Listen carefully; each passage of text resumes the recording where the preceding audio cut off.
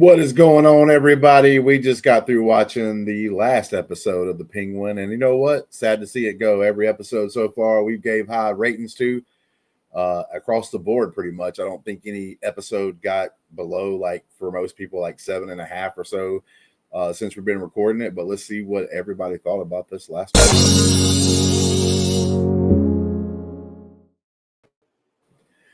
All right, yeah, like I said, we just got through watching the last episode of The Penguin. We will start off with just general thoughts and stuff, and then I've got something that I did notice, but I think I forgot while we were reviewing the particular episode, because last episode I wasn't on the show, but that's because I was in Massachusetts for some reason, going out there. Pound Town, USA. For this reason?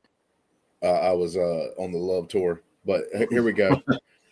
But so I do want to show a clip. I'm going to show a small clip once we get through with the first general things about this particular episode of something that I've seen. And like I said, I think I forgot to talk about it, but I'm going to show it to people so that they can understand why.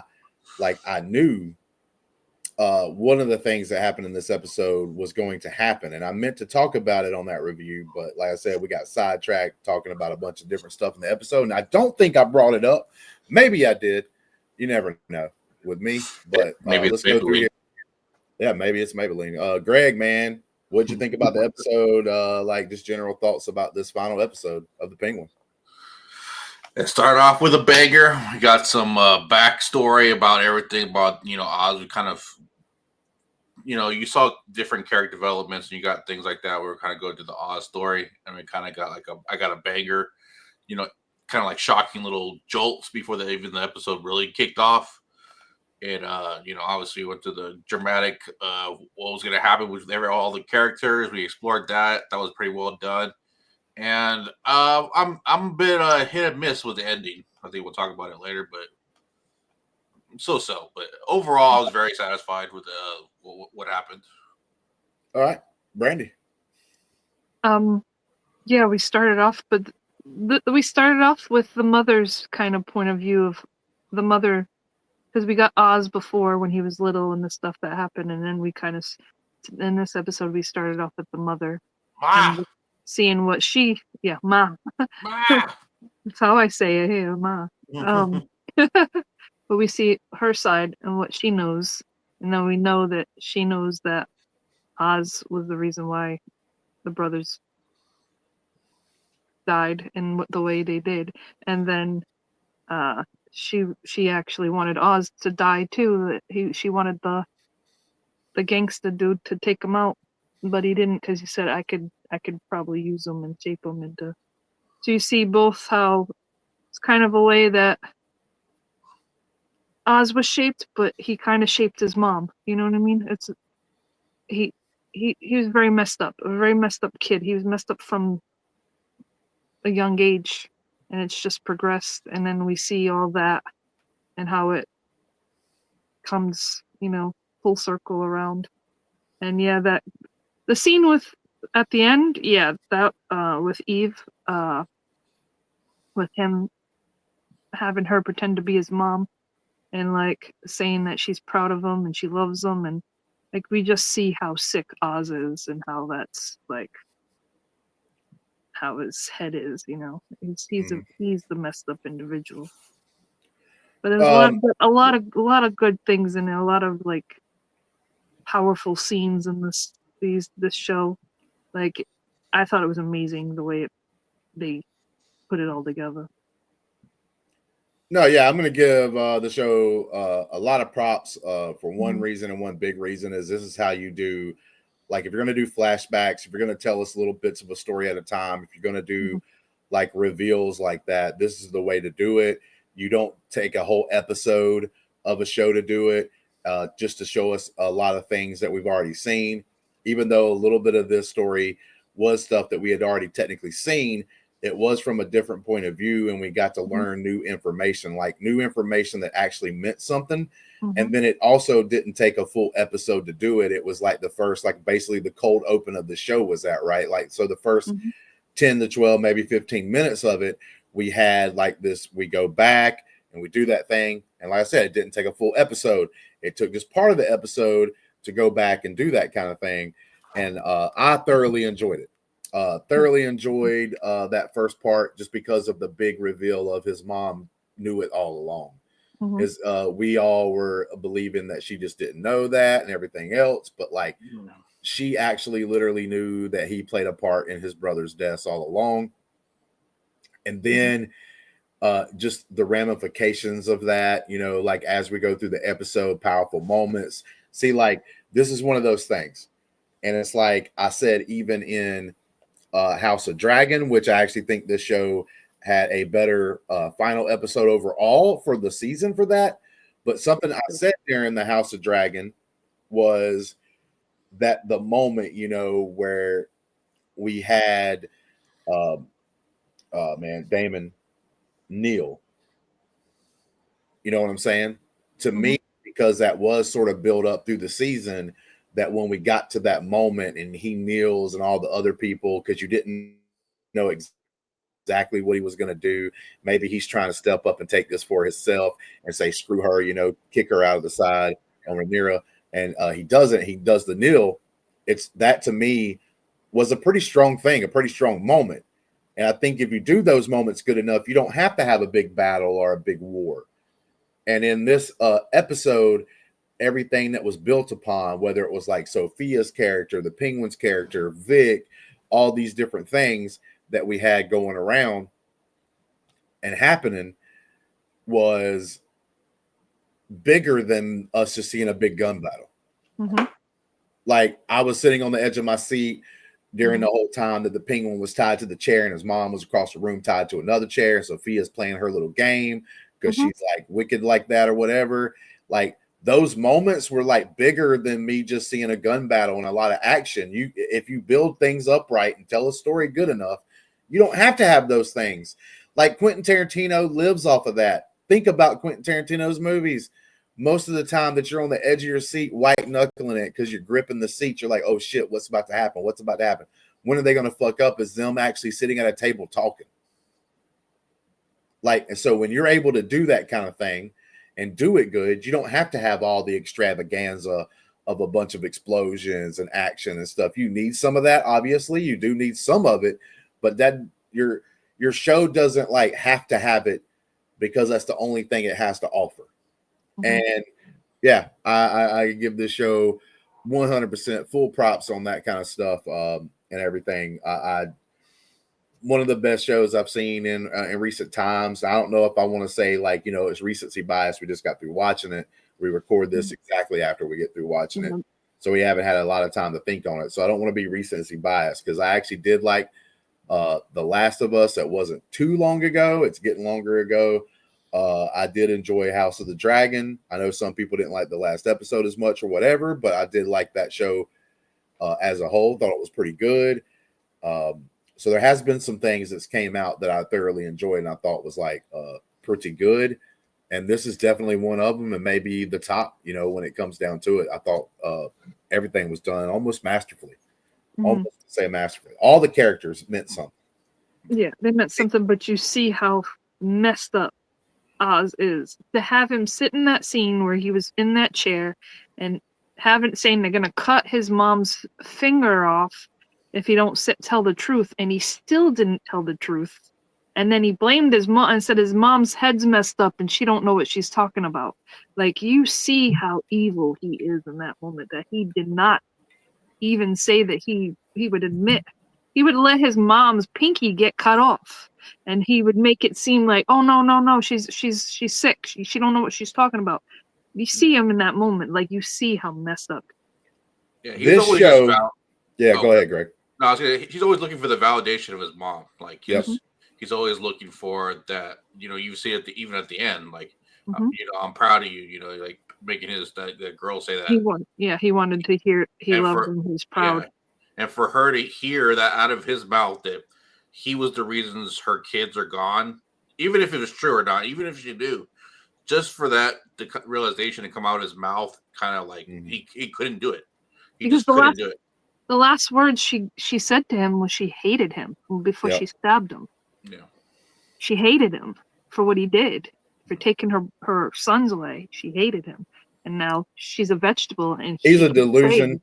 Yeah. Yes. He's No, delusional. He's a psychopath. And one of the he things needs to be in the asylum. No, yeah. Mhm. He's delusional and he's a psychopath. And one of the things about like true psychopaths is the fact that a lot of times in their life they live a fake life because they actually they don't really have emotions. They don't know what it's like to feel to love someone and all that kind of thing, but they fake it, right? Because they know there's something off about them, so they have to fake it. And that's why they're so good at it, especially later on in life, because like they have to fake they have that emotion because they truly don't have it, right? And like I got to give props to this show for one is in the cases they needed to be, they were pretty balls to the wall. Could they have been more graphic? Maybe in some cases, but I don't think you have to go to that 10th gear, you know, like up there, turning it all the way up to that to get the feeling. But you do sometimes need to go to 7, 8, or 9. I appreciate the fact that this show didn't like they didn't like softball stuff. Like it made it more intriguing. It made it a better show. It made it a better like just story period like that we were being told. Like you gotta this show was done. This is the thing. When a show like this is done and it's in a universe like Batman, and I'm watching one of these shows, like the MCU's tried to do it, but the problem with the MCU, they haven't done a good enough job because, like, when I watch one of those shows, I'm like, well, shit, where's Hulk at? Hell, where's Thor at? Because, like, what's going on just isn't intriguing enough, and it has my mind wondering, like, where the hell would these characters be? We're in the Batman world in this show. And not one time when I'm watching an episode. Now, I thought about it after the episode, like, you know, like what would Batman possibly be thinking or whatever. Even leading into this episode, I was wondering if we were going to get Batman, you know, in the episode just for a little bit or something like that. A signal. But while I'm watching the show, not one time am I wondering where the Batman is. Like I said, before the show, I was thinking about it. And maybe like after we get through doing this review or even while we're talking about it, I'm thinking about it a little bit. But while I'm watching the show, I don't care that Batman's not there because the story they're telling me is super awesome and done so well. And like I said, they didn't treat us like kids, man. Like people need to learn a lesson, especially with shows like this. Look, there's all kinds of shows for all kinds of people. There's the goofy kind of shows. We just got through watching Agatha, which Brandi and Adelia and some others like I actually like and really like and have fun with and stuff like that. So there's a different style of shows. But when you do drama like this kind of a story or whatnot, stop being like a bunch of wussies, Hollywood. Like, stop trying not to offend anybody. Because that episode with Sophia, I get there are people that have situations and they may have watched that episode and they may have felt uncomfortable because of the way they were manhandling Sophia when they first threw her into the asylum in one of the earlier episodes. But because they did that, because they did it no holds barred, because they were pretty graphic with that, when she's sitting in her bed in this episode, because she's back there and she's huddled up, her head against the wall, almost like she doesn't even, she doesn't even want to exist kind of look to her. Because dying would have been easier for her than being that. Being in that place is worse than death for her. Exactly. And I believed it because of the way they told the story. Yeah. The problem is they tell stories like this. They want to be wussies about it. They don't want to like take off the little, we training wheels or whatever. And I'm sitting there looking at the character going, why it wasn't even that bad last time. Why is she feeling that way? Not in this show. I was like, oh shit. Like I understood. I got it. I know why she was pretty much like comatose before she got that letter that she read. Like I understand the dread that she has and everything else because of where she's at, because of what they did in an earlier episode. And the same thing with the Penguin. The guy's a bad guy. He's evil. And we keep having these shows and things where the bad guy's not all that bad. They're more gray than they are bad or evil. Like maybe they're like and they done it so well.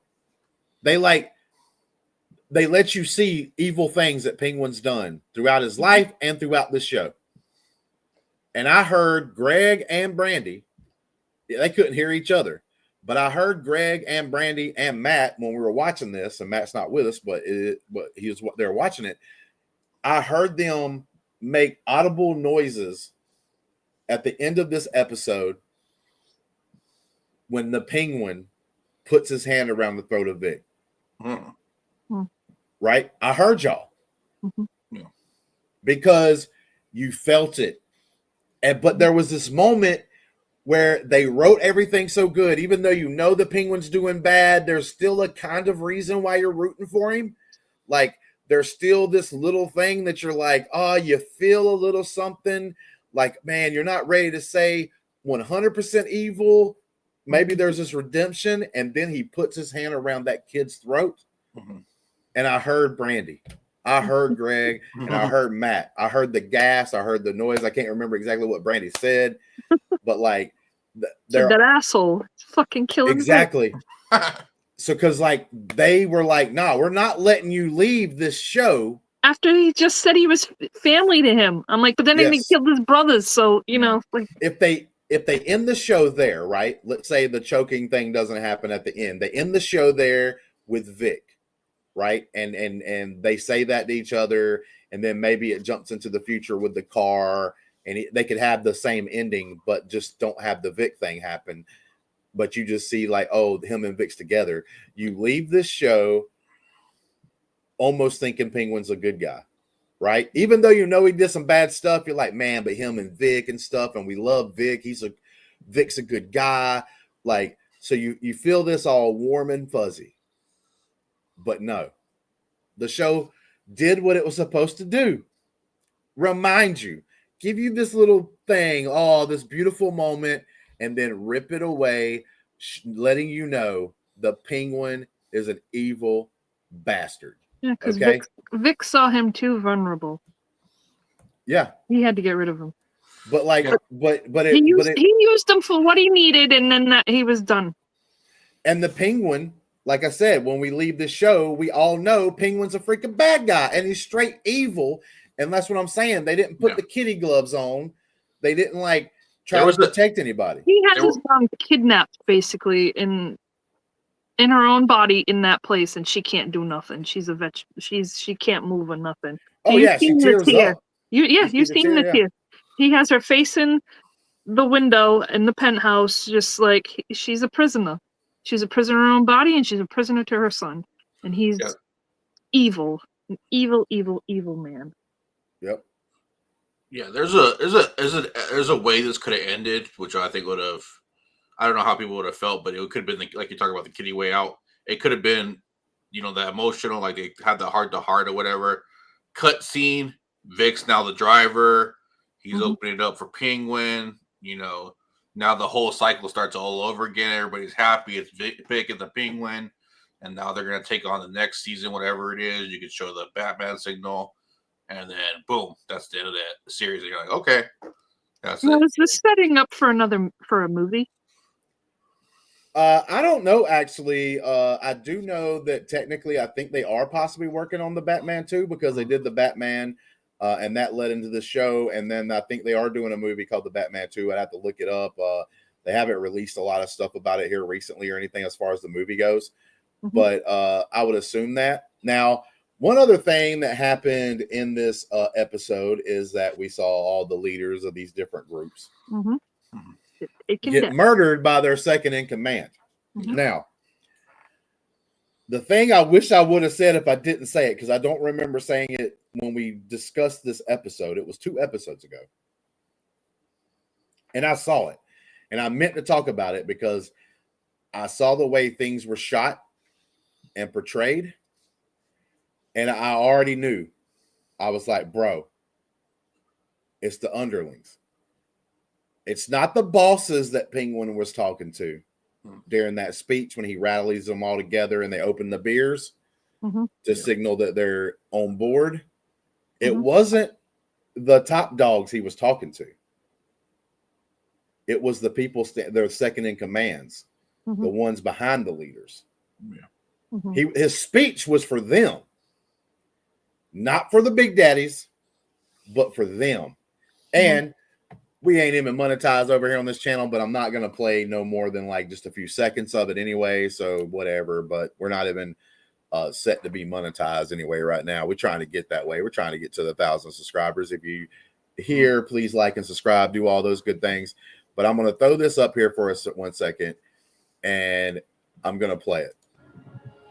You know, the time that we decided that it's better to work with the ones we hate than live under those that they don't even know our fucking names. Look how it pans to the guy in the back every time. Yeah. It shows her. She's second in command. That's the second in command. Give me a beer. Because you know the boss's names. You don't know their name. Yes. We all know the bosses, right? We know the bosses. They all standing in front, but he's not talking to them. Everything you heard about me is true. Yeah. But we'll stop right there. And I think that part's important too, because, and why I buy that is because he also talks about doing whatever it takes, and he lets it be known. I killed, Alberto Falcone. I did everything against people that I worked for because I'm a hustler. I'm gonna make something happen for myself, and I'm always gonna be on top. I'm always gonna go for it. And he's letting them know, like, hey, I did this. It'll be okay for you to do this. Let's do this. Yeah, there's a look that the Triad second in command gives to another guy that wasn't part of that clip that I did too, that adds to it. But then they also show the leader, but then they pan out and focus on the person behind them a couple of times. And I noticed that when we watched that episode, and that's why I immediately was able to pull it up and was talking to Greg about it before we started recording or whatever, when we were in here by ourselves for a few minutes, because I noticed that, and I think I forgot to talk about it. I wish I did, because I would have looked like Nostradamus, right? Because I saw it then. I saw it then, and I was like, oh shit, man, I forgot to talk about that. And I saw this when that episode happened. And so whenever in this episode, all the second in commands come up to their bosses and start killing them, I was like, oh shit, I knew this was happening. Yeah, like, that part wasn't even a shock to me because I saw it. You could tell like how great the show was with like showing you these details. They didn't slam it into your face. They didn't act like you were stupid or dumb. And that's the thing, right? They didn't, I guess, over and over again, I've already said it once or twice already. They didn't treat us like kids watching the show, man. I see so many times, especially here recently, is we're a bunch of kids watching a show because they have to explain every little thing, every little detail. They can't get too smart with it or whatever, because like maybe we won't understand or something. I don't know what they got in their heads, but that's what I've seen like way too much of. And this show didn't do that. This show is going to have word of mouth. It's going to have more and more people watch it because maybe they watch us talking about it or watch other bigger shows like YouTube channels talk about it. They're going to be talking about this show. And like I said, the greatest compliment I can give this show is the Batman signal ends the show, right? And this episode, I literally thought about how I was even going to ask you guys about it. Like, what do you think we're going to get Batman? Do you think we're going to get Batman? I just forgot to ask before we started watching the episode, but that's what I was thinking about. But when the episode came on, I forgot it. Yeah. And I wasn't missing it. I wasn't like, oh my God. Cause like, it can make sense, right? We got some change in the infrastructure of the city stuff going on. So now it looks like we got the back signal. So like Batman and somebody's working together and stuff like that now, 100%. But also it does make sense when you think about it. If you have these crime families taking each other out, if you're Batman, why do you stop them? Like they're doing your job for you. Yeah. So to me, it even makes sense that he technically wasn't there, like in the action, because they're taking their own selves out. Like, why not wait, see what unfolds, and now you know who you have to be up against, right? Now you know it's the Penguin that's kind of maybe running things and stuff like that. Things are about to start happening. You know, one of the things running them, one of them. But we also forget sometimes because we always see the action stuff of it, and I don't think we get enough of the detective some of it, which I thought the Batman movie did pretty good job with. Is Batman's like a detective. So maybe the light comes on and we see that at the end of the show because the whole under city being bombed or whatever, you know, and causing the crater and everything else. That's what truly's like. Batman's like, oh shit, I got to get involved. I got to stop this. Whatever's going on, I got to come in. I got to do investigations and stuff like that. So but like I said, man, the show was done so well with the characters that it had and done. Penguin's not my favorite villain in the Batman, not even close to it. Like, you know, maybe Condiment Man might even be a bigger thing than Penguin to me. You know what I'm saying? The penguin I have in my head is Danny DeVito. Right, but that's the thing is like, man, it did such a good job. Like I have more respect for the Penguin as a character than I ever have. You know, and I like Batman. I've never been like I ain't never going to claim to be the number one fan of Batman, but I've enjoyed Batman. He's always been my favorite DC character. Like when it comes to that, right? I like a lot more Marvel characters more than I like most of the DC characters, but DC Batman, the reason why DC exists in my head was because of Batman, and I really liked Batman, enjoyed Batman and all this good stuff. And like this makes me appreciate Penguin more. And man, it's just a good ass story that was told. Like I said, there's nothing that happened. The mom, Vic, Penguin, Sophia, like those main characters, because there was really like 4 main characters. The rest of them were like, you know, secondary characters and stuff like that. But all 4 of those characters had a story I was interested in. When they even went to Penguin's mom, which should have been the weakest thing in this show, I didn't lose interest. Vic stuff didn't lose interest. Sophia stuff didn't lose interest. And definitely the Penguin stuff didn't lose interest. Like, that's just the great signs of a show, man. Like, to be honest with you, because when you watch a show, there's usually like side plots and stuff that are happening during the show you don't really give a shit about. You're kind of like bummed because they go there. It's like, man, why do we got to go to this? But every side plot we liked in here, like, because the stuff with Sophia and her trying to get telling them, you can have all of this. I don't want anything. I want to leave. You give me Penguin. You give me Oz. You can have all this. And then she burns the whole place down. Burns it down. And the guy, you know which one? I thought that guy was gonna when he went after Vic, and I was like, oh no, Vic, don't trust these guys. And then they said Oswald, come with me, but he had a plan that they were taking out all the big bosses and trapping Sophia and getting her. And Oz went to the council guy and told him that it was all Sophia that what's that guy? The other guy. Which one? The one that had the other gangster dude that was with Sophia. The one that the old man, the one that got out of jail. Sal. Thank you. Yeah, Sal. He blamed it on Sal. Said it was Sal's business. Sophia killed them and did that, and her wagon was down there, and that's how he spun that around to get her back into Arkham. No, the whole councilman story, the way he did all that, and like I said, in episode 6, which is the one I just showed a clip from, foreshadows, he already had talked to the underlings. He already had a game plan. Right? Now, that's one thing about him is he's always been a step ahead. Right. But the funny part about it, and the really cool and intelligent way to write it, is it looked like he kept failing and then accidentally winning. Right? Yeah. But none of that was actually happening. He was actually smart enough and intelligent enough to foresee things. Now, like, obviously, he doesn't know exactly how things are going to happen, but he already foresaw that he needed those underlings to understand when the time comes, we got to do this. Now, he didn't know exactly when or what or how it's going to happen. He can't predict exactly what Sophia does or decides. Sophia does that. The triad second in command goes, yo, dog, need you over here. But here goes the thing. We were playing it like Vic, didn't know what was going on or whatever. And it looks like maybe there was more told there, maybe possibly. But like I said, they did it intelligently enough to where nobody was sitting here going like, bro, that's a plot hole.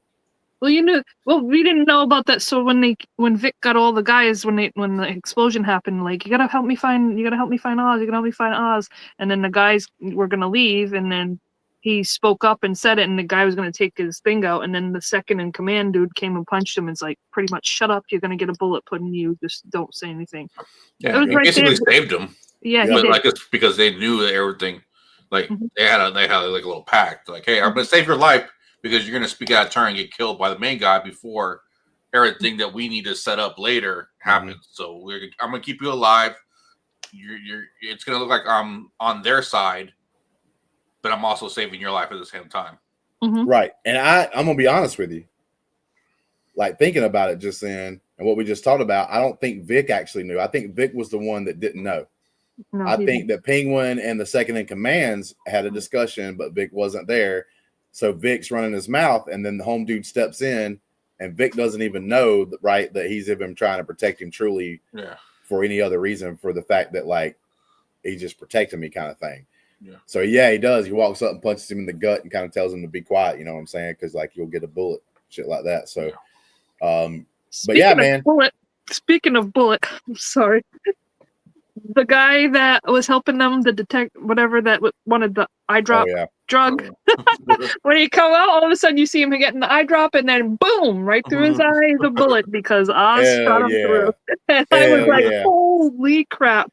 I did not see that coming. Yeah, we didn't need no goddamn like thing special. He just walks out, and then all of a sudden you see him like move his head, and you can't see the penguin because of the way his head was pulled back. You can see the penguin come out, and then like he moves his head back forward, and it blocks the penguin. But as soon as he does that, bullet comes out the front of his face. That was a holy crap moment. I was like, whoa, I did not see that coming. That was, speaking of the graphic thing, that was a little bit graphic. So, but that was very unexpected. I did not expect that to happen, and I kind of like jumped. You're just like, oh, look, it's that guy. And then, oh, he's dead. Yeah, I was looking, I was like, oh, what? Before I could even be like, what's going to happen to him? Boom. I was like, oh, snap. Yeah. One thing we do need to mention is there not only was the bat signal at the end of this, which we've already talked about a couple of times, but we also got mention of Catwoman. Selena Kyle's name gets brought up. That's who like sent her a special letter in the little saying crazy house over there. Sister. Oh, saying that it's half sister. Now I don't know. Like I said earlier, I'm not the biggest Batman fan, or I'm not gonna say I'm like, I love Batman, but I'm not like the biggest fan. I'm not like, I love Catwoman. I haven't read every comic book. I haven't like looked up every character, but I don't know like how lore breaking or any of that. Like maybe Selena Kyle was kin to some one of these people or whatever in the actual comics. That's something I'd have to look up or whatnot. But so I don't know if that's like a bad thing for her to be her half sister or whatever it is. But that's something to find out. There's hey, you'll know by tomorrow because the nerd's gonna come out and say if they like it or not. Yeah, about that. But other than that, man, it just kind of stayed with the characters, and we just really got a good fleshed out like story. I have to give everybody involved here, from writers to showrunner to like the actresses and actors and everything. Vic to me was a set design, set everything. Of course, Colin Farrell was awesome. Of course, Sophia was awesome. To me, the person that came out of nowhere, I didn't expect anything from. The person, and I need to look up his name, but the guy who played Vic banged it out of the water. He hit home run after home run after home run.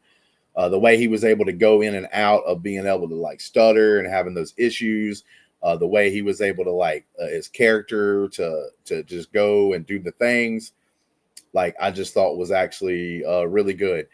And speaking of Vic's character, this is one thing that I thought of as soon as the episode was over, as he's laying there in the park. Vic has kind of showed that he's a survivor. And the penguin does grab his wallet with money and everything else. I don't even think it like even mattered that if the cops found his ID. I brought this up in one of the last show that I was on with you guys.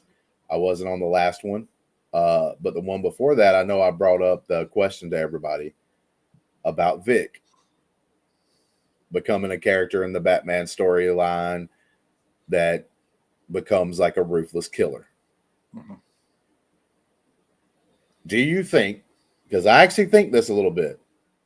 If they do more than one season of this, do you think Vic becomes Victor Roz, who's the actual like straight up 100% like basically serial killer? Because I actually think that the symbol of him getting his ID, looking at it, and it shows his name, and then he throws it out in the river, could be the symbolism of Victor not actually being dead, being a survivor, basically faking it, right? Like that he was about to die and he realized he couldn't get away. So instead of struggling, he decided to do the whole I'm dead, go limp. He's still alive. His driver's license was thrown into the water, which symbolizes his name being gone, right? His identity gone. Yeah.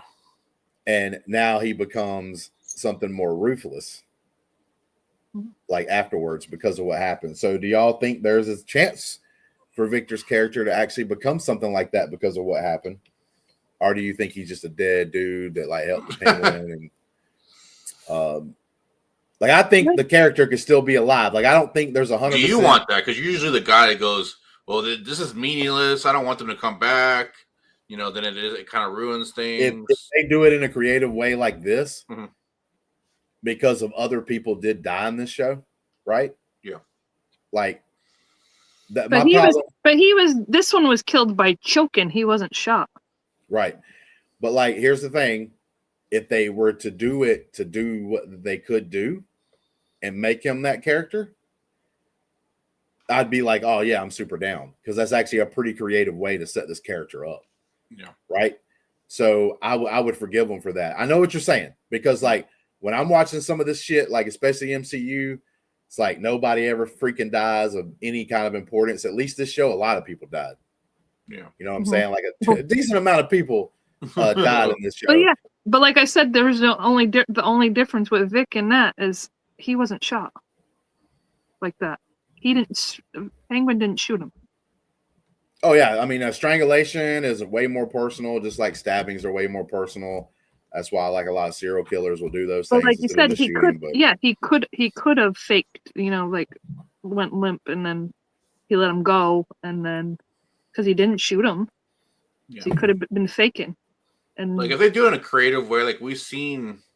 You are right. That could be another foreshadowing because there's a lot of times in this show where the penguin or whatever thought that somebody was dead, and it literally, like even a couple of times in this episode, like one guy gets shot or whatever whenever they first get Sophia, and then he starts to make a noise, and Penguin looks down and shoots him. Then there was like another thing in this episode where a guy, it looks like he's out of commission, but the Penguin still walks up and shoots him. So, yeah. I mean, that could be a point that you could make is like he didn't actually shoot Vic. He just let him fall to the ground. So like assumed he was dead. I don't know, man. I was thinking about that during the show a couple of times. And I don't know. I think it would be a cool setup. But now if they just brought his ass back and he doesn't become like a cool ass character, you know what I'm saying, going around killing folks like he should have been or whatever, then I'll be like, oh, this is stupid. Right. You know, I'll go back and say this is dumb, Greg. But in this particular instance, if they were to do it for that reason, I think it would be kind of cool, actually. Yeah, because I had mentioned the kind of like connection, like that almost like the Penguin and Vic had to, like the story was like of Batman and Jason Todd ended up being Robin. Because, you know, Jason Todd is in one iteration of him, he steals the Batman's vehicle's car wheels. Yeah. And so we have Vic in the beginning kind of stealing, you know, parts from Oz's car, right?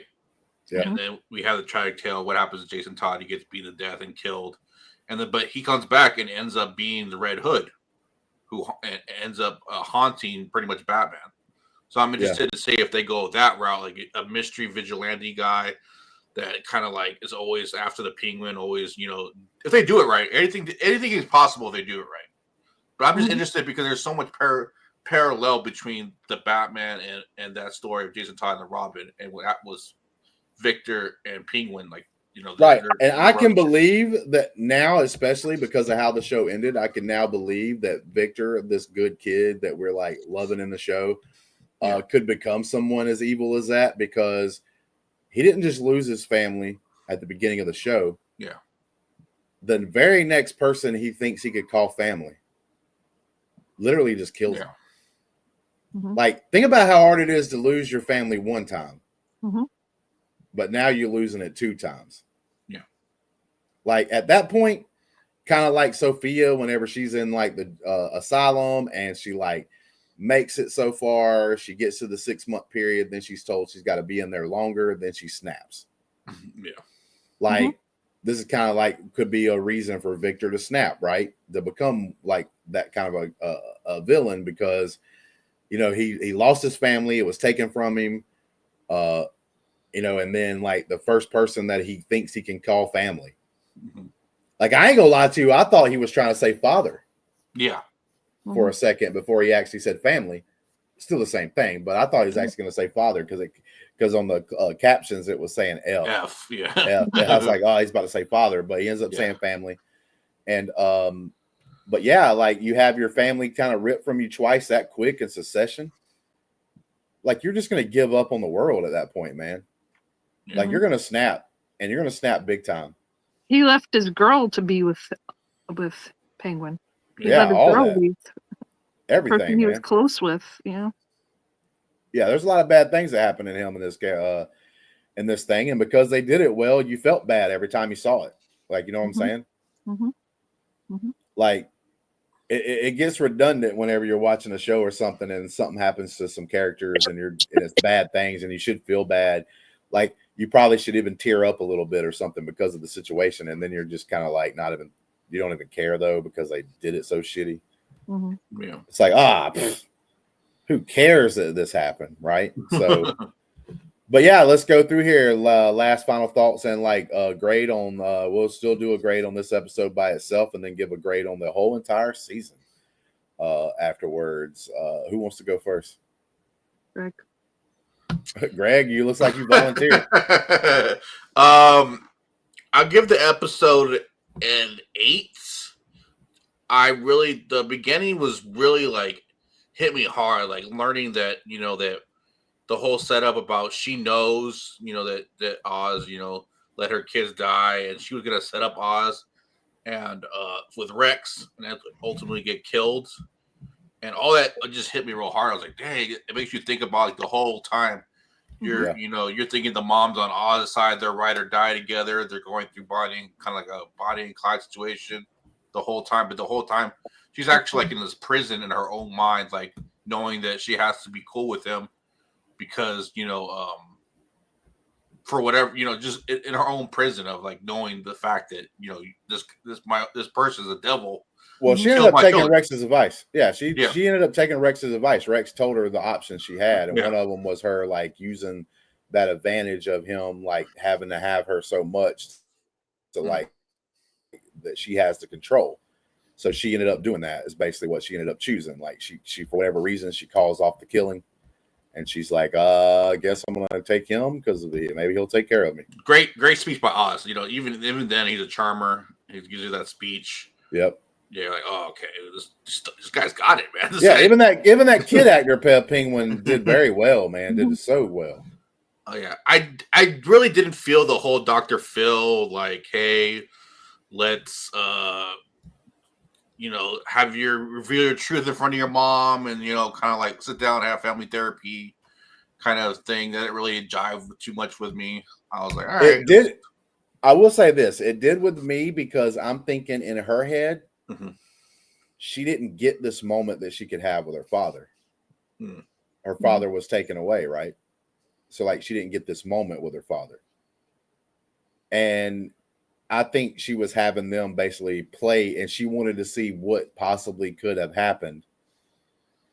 But say possibly like almost like she was trying to live an experience that she didn't get because her dad died. So she didn't get this moment where her and her dad gets to come to terms. And I think she was forcing that to happen almost like as therapy for herself. So that's why I understood it. But I can see where you're coming from and where others might come from, that maybe that was a little weird. I didn't think it was weird because I thought it was like, she fucking crazy. And now she's trying to do her own little therapy like session or whatever, because basically she's like, well, what would have happened if I'd have been able to talk to my dad before he died? Yeah. So that was kind of like, and then he just escapes all easily, and then like, okay, so I was like, all right, like cool, whatever. Still, he's creepy, that doctor. Yeah. And then like the Selena Kyle, I mean, it was super cool to hear her name. Obviously, the picture Catwoman, she's one of my favorite characters of Batman. But it's just kind of like really like on the nose kind of thing. Like this whole show has been beautiful about dropping subtle hints or dropping little breadcrumbs or doing little different things. Like, oh look, there's a letter from your half sister Selena Kyle. You know, Catwoman. Wink, wink. Now this is. I want to know what it said. I want to know what that letter said. But here's that the got thing. her smiling. Here's the thing that I am going to say. I actually think that the episode did that kind of subtly, but the reason why you think it's so dead on, like, so think about it. If you're just a casual Batman fan, most people's going to know Catwoman, but they're not going to know Catwoman's name, right?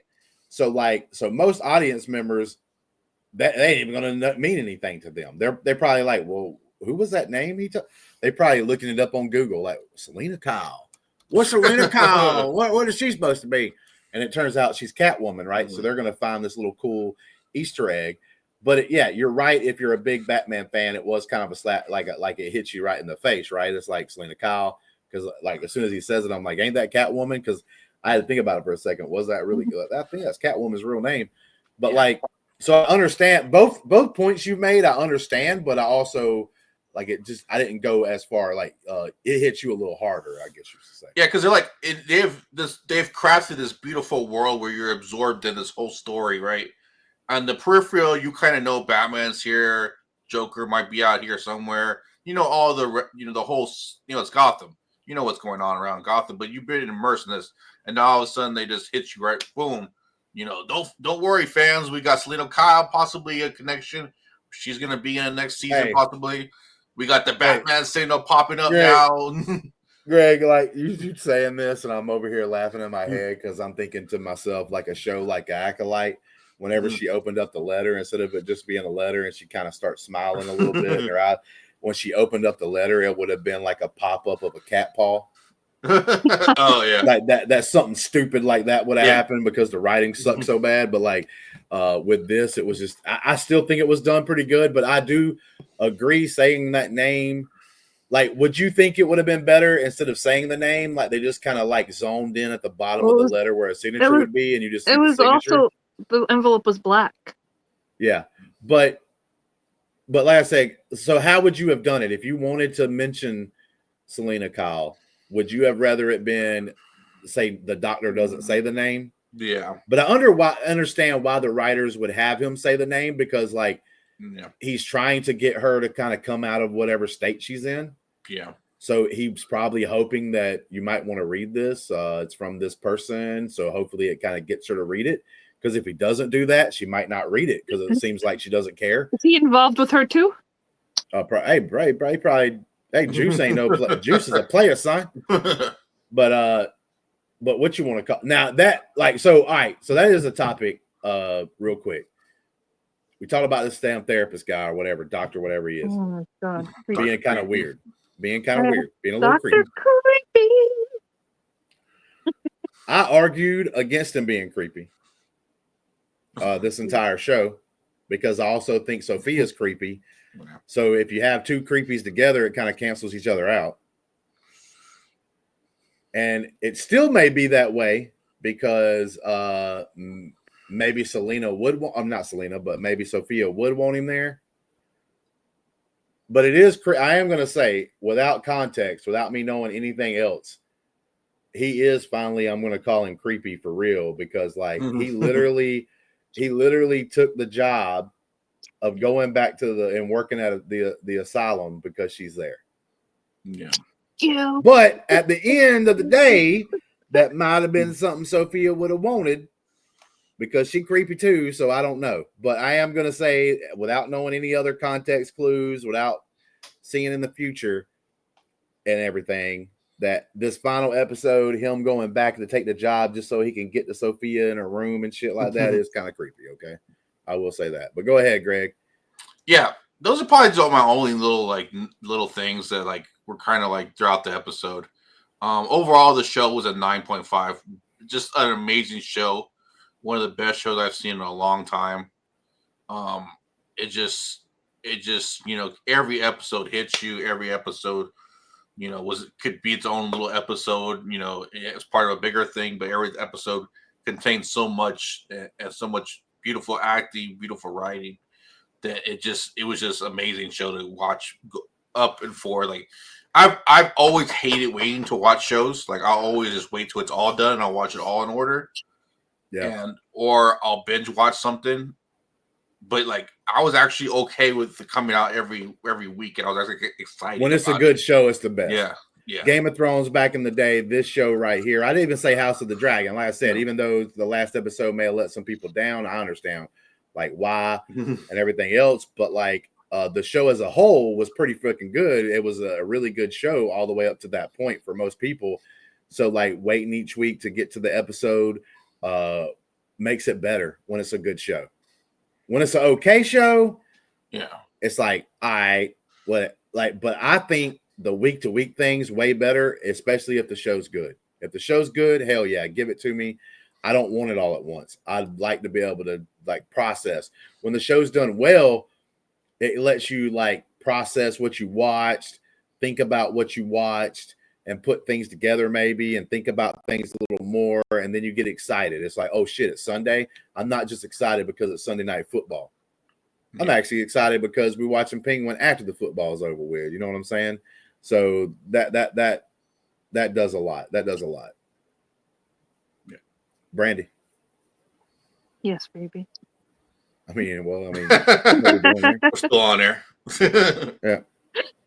No, I know. I'm just playing. I really loved this episode, and I have to say, I love all the actors and stuff, and like they all did phenomenal. But the woman that played Oz's mom really, really stood out for me in this episode. In the scenes that she was in, she was phenomenal in every scene. Throughout the whole season, the whole series, I just think she was phenomenal. Also, it also hits me in a way because of her character, and I'm dealing with my own mother, but she played this phenomenally. I just have so much high praise for that lady, and if she's not nominated for something, oh my god, I will boycott everything. Yeah, and I want to add to that because, like, I think I said this in one of our other episodes, but just to reemphasize it, this is another great reason why it doesn't stop putting on the damn kitty gloves. We don't need that shit. There's true evil in the world. We all know it. Stop trying to protect everything. Stop trying to not offend someone out there. Guess what? People get offended over all kinds of shit. Okay. And when you're watching a show that's fictional, that's telling a story, if people can't contain themselves and realize it's fake and to not be offended because it's an actual fictional character, they're actually doing things, then I don't know what to tell you. Stop watching shows. Stop watching movies because I'm tired. You're affecting my entertainment. Okay? Because with this, what you just said, the mom having like dementia, stuff like that going on and happening, they didn't put on the kitty gloves on this. And I thought they were pretty realistic, and it was like a lot of realism coming through the screen with the way she played that and the things that were going on and everything else. They didn't just baby her either because her character was like that. You know, she gets captured. She gets basically almost tortured. They take advantage of her and do the whole like almost hypnotherapy shit on her and stuff like that and everything. And nah, man, like, but that makes the character and the show and the story better. And like I said, and it lets people see a little bit of a glimpse of like what it would be like to have someone like that in your family or something. And people can use that and stuff like that. It's like I said, you're pointing out how great of an actress that lady was. You're not over here crying, right? That they had a character like that in the show, and it hurts your feelings because like you're going through some of that same situation, right? It doesn't hurt. And then they even put a clip, they put a disclaimer thing at the end about it. You know, you're going through that stuff. It's just, it's powerful. And I got things wrong before. Like I thought it was her that made Oz to be out that way, but it really was Oz was all that way himself. He made himself like that evil person. It wasn't his mom. His mom wasn't making him do things and be, dress up and go to the thing. We see now it was she thought he was evil, and she was pissed and didn't want him around. She wanted him dead. She wanted him dead.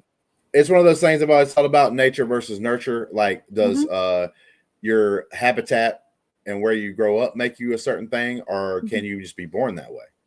And I do think things have to happen, but yeah, I do think that like people have, like, I don't think anyone is born an addict, right? Like that they're born and they just want to put drugs in them all the time and become like an addict or whatever. But I do think that people are more susceptible to that, to way their mental capacity and stuff is, right? So once they do the drug, like me and Greg could get together and do a little drugs, you know what I'm saying? And like, I might the next day wake up and be like, man, that was kind of fun, but I ain't touching that shit no more.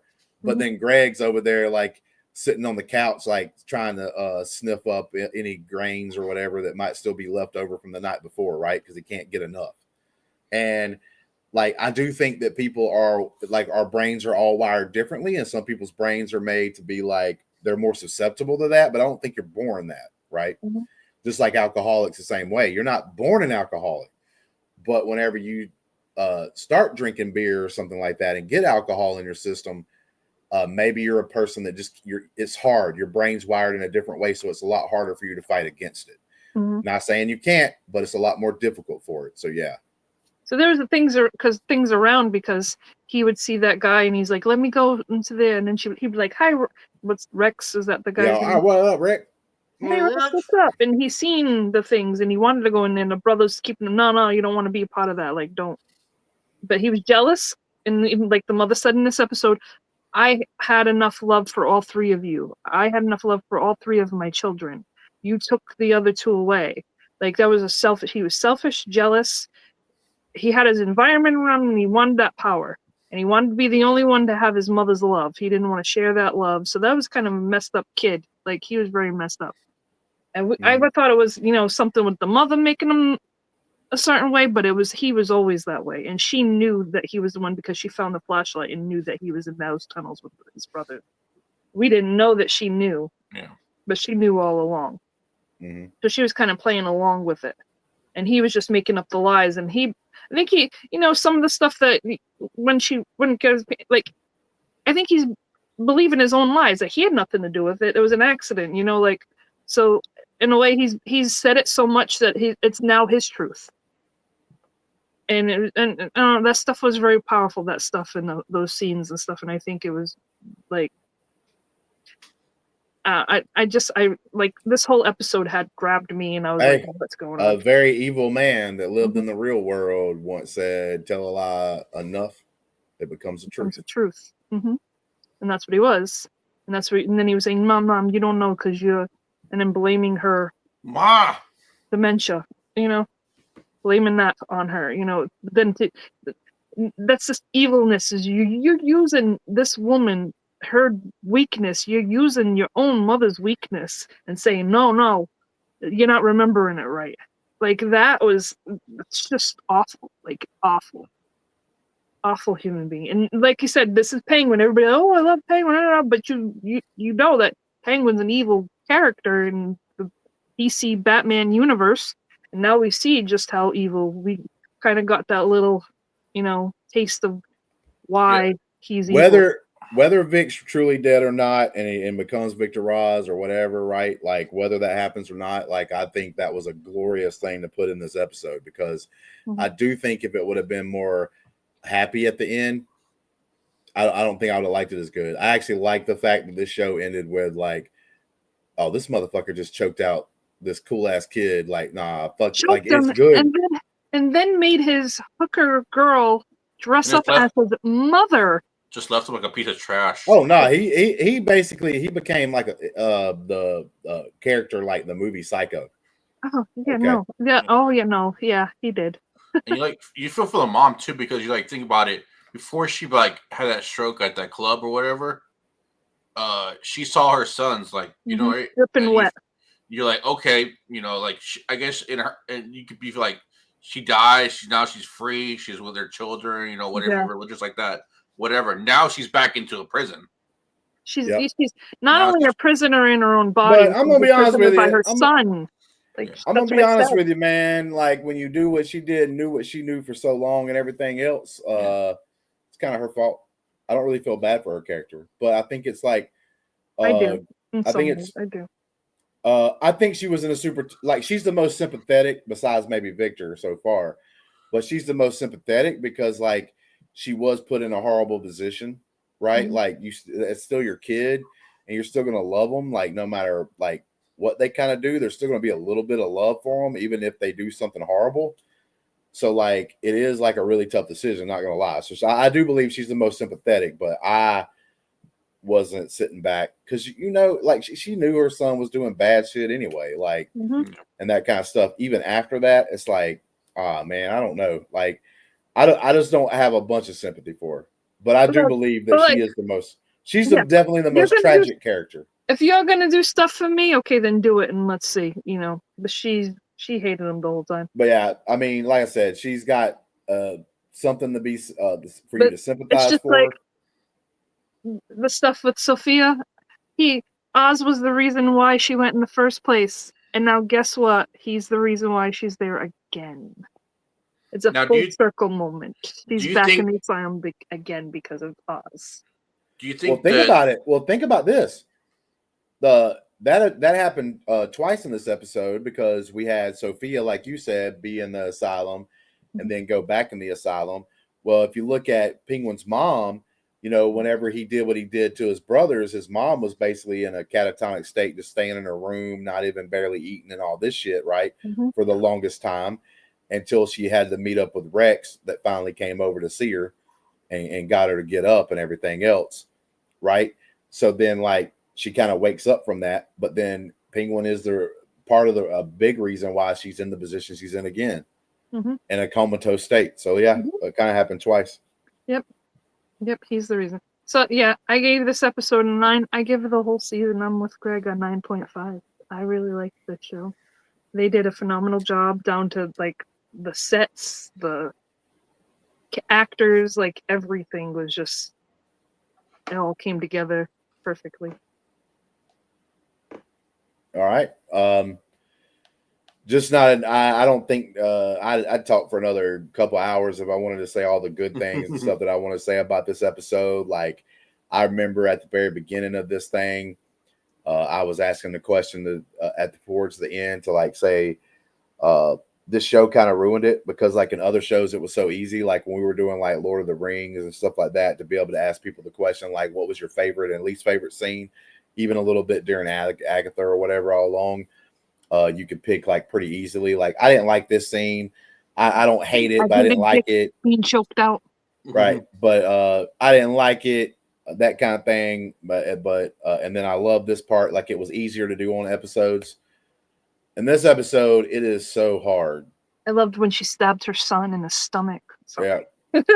But like in this show, it was a lot harder to be able to pick those things, especially the bad one.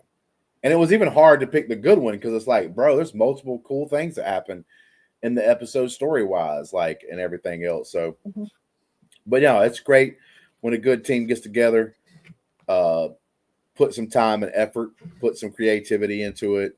And like I said, my biggest applause I want to give this show, and I reiterated it multiple times during this episode, for lack of a better term, guys in Hollywood, stop being pussies. Stop. Stop. I'm tired of it. And this show wasn't that. The show was the opposite of that. The show was willing to take some chances and stuff like that. Like when I watched that episode where Sophia got through into the asylum the first time, I was really expecting, and I think I saw a little bit of it, but I don't think I saw as much as I thought. But I was actually afraid because of the way things are going when it comes to these type of things. I was really afraid I was going to put on X and then have a bunch of people talk about the show in a bad way because of the way they treated her going into the asylum. But to me, it just made the show more realistic. These are fake characters. They didn't really do that to her. It's like it's just them trying to tell a story and trying to tell you how horrible it is to be put into this asylum thing, and like how difficult it is and what it's going to do and how it's going to affect you and make you into like what it ends up turning you into. And it made it all believable because they didn't just like be a bunch of wusses, man. And I really just appreciate that. And I just can't speak enough on it. Like, I'm not stupid. I'm not dumb. You know, stop trying to treat the audience that way. Treat the audience like, hey, we're going to guide your hand a little bit, but it's only going to be a little bit. We want you to enjoy this journey with us. We want you to enjoy this story and everything else. And we're not going to treat you like a kid.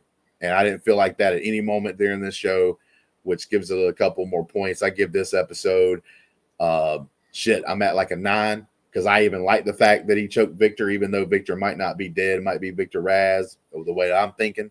If they're able to do like a season 2 or something, it would be really cool if they did that. They might not even have those game plans. That might not even be what they did. But even if it's not, it's still like a ballsy ass move to have him choke out that damn kid that you've grown to love. You saw his backstory, man. It was just done so well. Like, man, it kind of rips out your heart a little bit watching the scene. And then realizing how evil fucking Penguin is, and you can't root for nobody in this show, but it was done perfectly because I don't feel left out. A lot of shows, this is one of the bad things about it is you got to have somebody to root for to usually have like a good show going on. This show didn't do that, but they did it so good, I didn't care. Like I said, I didn't give a shit there was no hero in this show. I didn't give a shit that Batman only had a light at the very end of the episode because I didn't even think about Batman because I was thinking about the scenes and the character arcs and the stuff that was going on while I was watching the episode. And like I said, that was all ballsy. That was all taking chances. Thank you. Thank you, team at Max. That's why I give almost every one of your shows a chance because there every now and then there's a doo-doo one. Every now and then. Westworld season 1 was amazing, but let's be honest, everything after that was a bunch of crap, okay, guys? Like, let's be honest. But Max usually puts out good stuff, and you can tell they put like, you know, some actual effort into it, and it's nice to see it. Like the way Gotham was in this show, all that stuff, man. Like it felt like a character of its own. And like I said, I can keep going and going. But yeah, give this episode a 9 and maybe a half. It would have been a 9.7 if I'd have saw some titties. Didn't see none. All right, 9.7. If I'd have saw that, we would have bumped it up, maybe even to a 10. Maybe even to a 10, right? But That's like later. But the whole deal with that is like, yeah, man, it was awesome, great. I'm gonna say this show, like, God, dude, it's so tough.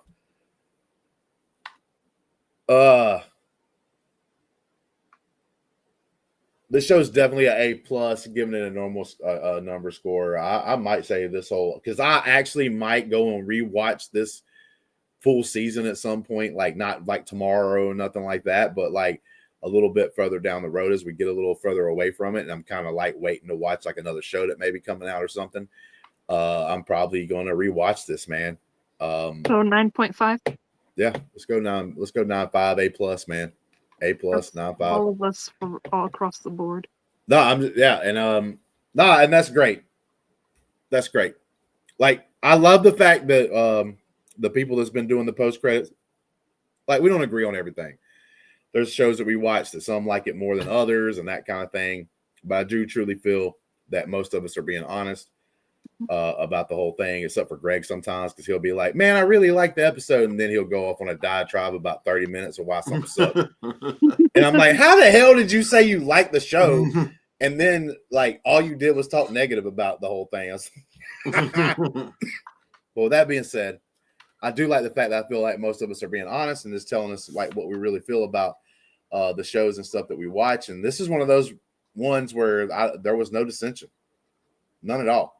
Can't even say that about the House of Dragon. We all agreed that House of Dragon was good, but we didn't agree that the Last of Dragon ended well, right?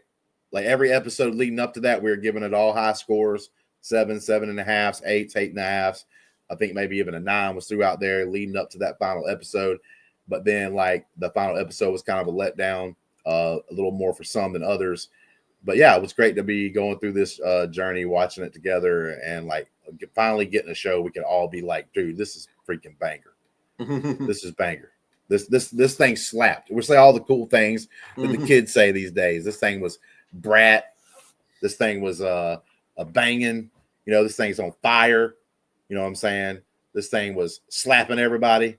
Like, you know, all them phrases the young kids are saying. You're just making you sound old. Just What? Man, I ain't know. What are you talking about? boy. Kids talk about aura now. You gotta have Right. aura. You see that helmet right there? Yeah, that I bought you. Has I'll aura. put that thing right there on. Come after that ass. All right. Don't threaten me with a good time. We'll end it right there, guys. Hey, peace. We got.